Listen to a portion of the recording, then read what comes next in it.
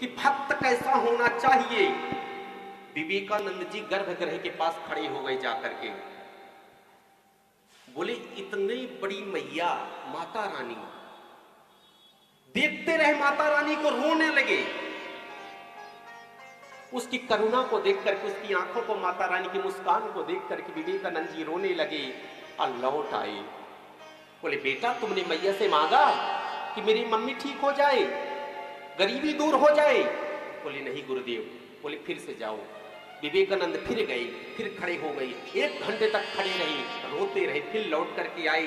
रामकृष्ण परमहंस पूछते हैं कि क्यों बेटा तुमने मैया से कुछ मांगा कि नहीं? बोले नहीं मांगा। बोले फिर से जाओ। तीसरी बार गए, खड़े रहे, लौट के आ गए। रामकृष्ण परमहंस ने पूछा क्यों बेटा इस बार तुमने माता से कुछ मांगा या नहीं मांगा? बोले नहीं मांगा, ना कभी मांगूंगा। बोले क्यों?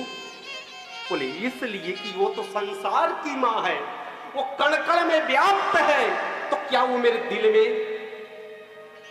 दिल में उसका स्थान नहीं है? मेरे अंग अंग में उसका स्थान नहीं है? मेरे मन मस्तिष्क में उसका स्थान नहीं है? मैं क्या चाहता हूं क्या वो माता नहीं जानती?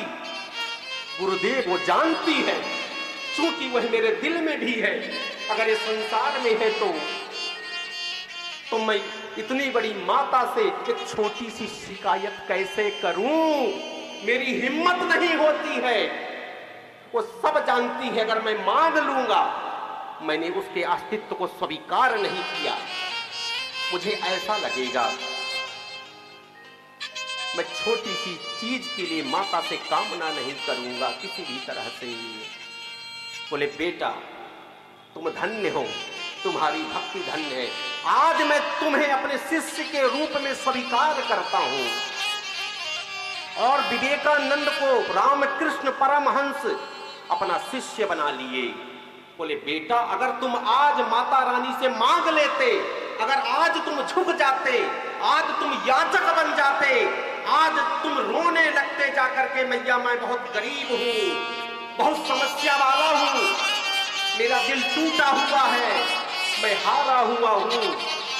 बेटा मैं तुम्हें कभी स्वीकार नहीं करता, मैं कभी तुम्हें नहीं अपनाता, लेकिन तुमने साबित कर दिया कि तुम सच्चे भक्त हो, इसलिए ये गुरु धन्य हुआ आज कि तुम जैसा मुझे शिष्य मिला है।